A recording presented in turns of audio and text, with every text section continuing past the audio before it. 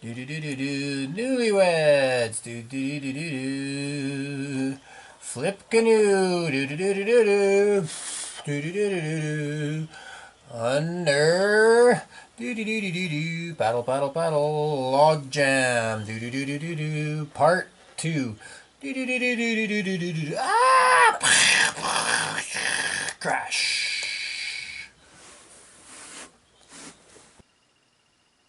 Here's the edge of the river, and it takes a really sharp corner to the right. So the current moves along in this fashion, heading in this direction, and then what happens is as the current hits the far side, it basically erodes out a really nice little cliff here. So this is a cliff. Wash, wash, wash, wash, wash. And on top of the cliff we have a bunch of debris hanging over. We have some trees hanging over as they collapse with each year's flood cycle. And they fall down towards the water. The current, again, of the river passes through, hits this bank, turns abruptly, churns around and boils, and then it heads down this way. Now, what we had was a lot of logs. A bunch of logs piled right in here. A big mishmash of logs. This was the log jam that became the big problem. Right, just like that. In this area here, we had a lot of shallow water, some rocks, and our only option for a deep water stream or deep water channel was basically right through here, right through the middle, and then we needed to turn and go this way. Now on a large river where you have plenty of space, for example this, where you can fit a canoe width down, it's no problem. With the right skills and the right maneuvers, the right angle, the right tilt, generally you'd come floating down your river and you would point at the hazard, which in this case is our log jam right there, and you would actually point right at it, tilt your canoe this way, put the right angle on it, and back paddle or back ferry, and it would carry you across past the feature. You would then turn, pivot, and paddle on and carry on your journey.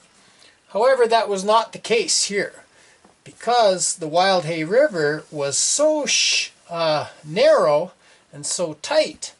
The riverbank was actually very close, so close in fact that it only allowed for a narrow, small passageway to get past. So our canoe would come down like this, in this direction, and then we'd have to turn abruptly and go through. There's not enough room on that Wildhay in that particular case to take your canoe and point it at the log jam, back ferry, move past the log jam and carry out, because there's just not enough room. So you're forced then instead to execute a maneuver that required precise angle on the approach, the precise amount of tilt, and the correct strokes at the correct time to quickly zip around the corner and carry on. Any failure to do so will carry you directly into the log jam bash, just like that. And that's what happened to us. Now, a few things led into creating this situation. First of all, we'd already run the river 2 days prior. So we were becoming kind of complacent.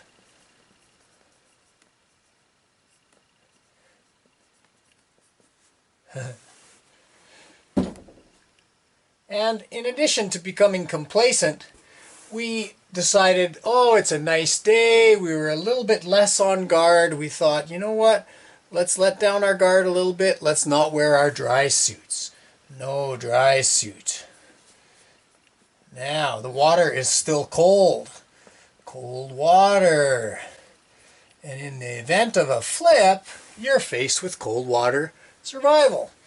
Then to add to events that led up to us crashing into the logjam, what we did is, well, what I did is I decided that I really wanted to get some film footage. So I spent my time, as we got into the canoe upstream of this logjam, I spent my time duct taping a selfie stick to the thwart and attaching my camera to the selfie stick. Now, that was a big distraction.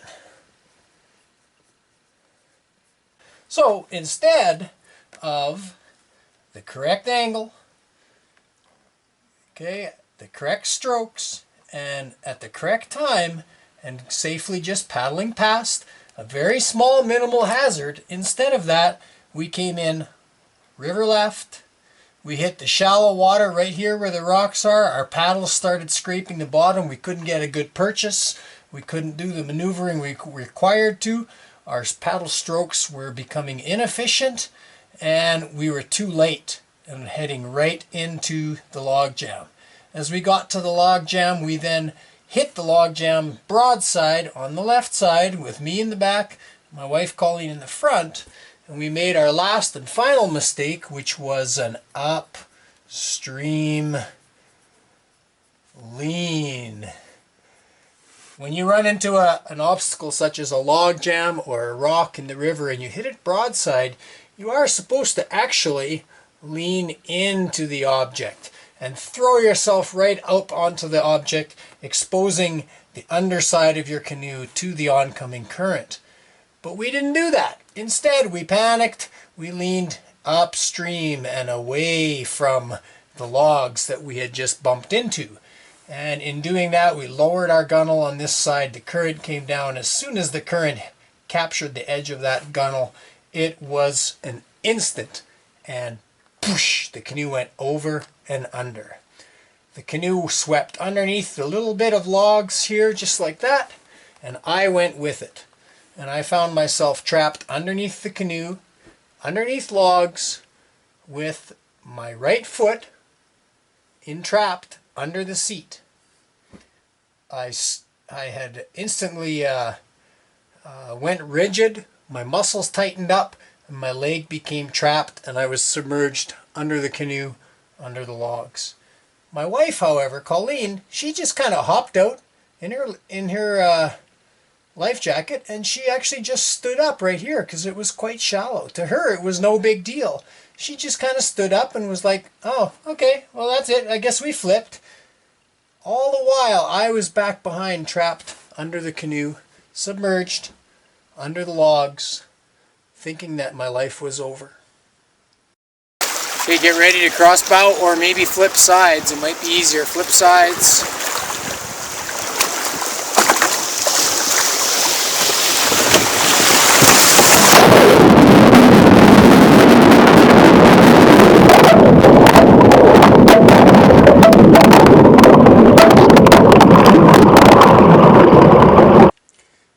So her experience was actually pretty insignificant. She flipped, she kind of floated around for a little bit, kind of got herself together, stood up, turned around, and grabbed onto the canoe. During that time, however, my experience was entirely different. I was under the log jam, my foot trapped under the canoe seat, and at one point, now here's the thing, I remember turning my head and looking up and opening my eyes. I opened up my eyes and I looked up, and basically the view that I saw from underwater was the water churning by and logs above. I saw logs and branches and those sorts of things as I looked up to the surface of the water.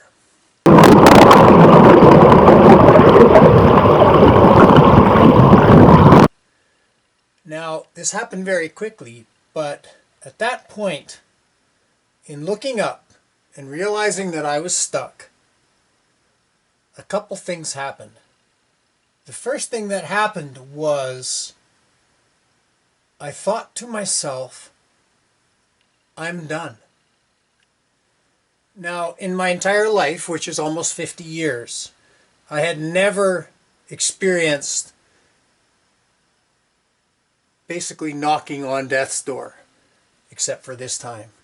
And when I looked up, and in my thoughts and in my mind, the words, I'm done, came into my mind, I truly felt as though that was it. The funny thing is, it wasn't a panic. I actually remember then putting both of my hands on my chest as though I was, sounds funny, but laying in a casket. I remember crossing my arms and holding them on my chest. I closed my eyes, and the next thought I had after I'm done was, I'm ready. Basically, I'm ready to die. As soon as the thoughts, I'm ready, came into my head, I relaxed. My body loosened up, and I just simply relaxed. In that instant, my muscles loosened, my leg became untrapped, and suddenly I popped up right here, out of the water. And I turned my frown upside down. And there I was, above water. At that point, Colleen was already pulling the canoe out, and she was heading towards the shore over here, because this was a rock bar. She was pulling it out. She was kind of, you know, a little shaken up, but not so much. And there I was, suddenly not dead, not under the log jam, but on top.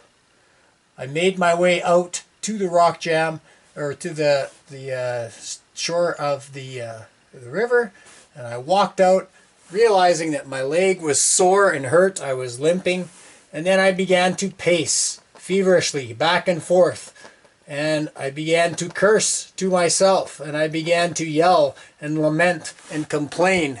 I was saying things like, I'm so stupid, I'm such an idiot, I can't believe I was doing that, I can't believe I was being unprepared, I'm such a terrible canoe instructor, I'm so bad, I can't believe it, I lost my cell phone, it's all over, it's done, I can't believe I almost died. My wife was just listening to me and watching me limping around like some crazed fool, and she's like, what's the big deal? She didn't know what I had gone through. She didn't know that I had almost died, or at least thought I was going to die. Eventually I calmed down. Eventually, she and I started talking and discussed what actually happened. And the story ends up very good. We were both safe. The canoe was safe. All our gear was safe. Everything was fine. But we were cold. We were chilled to the bone. We pulled out our dry bags, or our dry suits, out of the barrels in the canoe. We got dressed up into our dry suits. And we started scouting around, thinking, I wonder if that telephone or that cell phone is in there still filming. Sure enough, Colleen spotted my cell phone right there, just under the edge of the log jam. And we could see the phone sitting there. So in our dry suits, we both waded our way into the water. And we got as close as we could. Here the water was about shoulder deep into neck deep. And with a paddle and using our feet, we were able to shovel up that cell phone and collect the cell phone and bring it back to shore. Amazingly enough, after about 14 minutes underwater, the cell phone still worked, and I got the footage that you've seen in the video.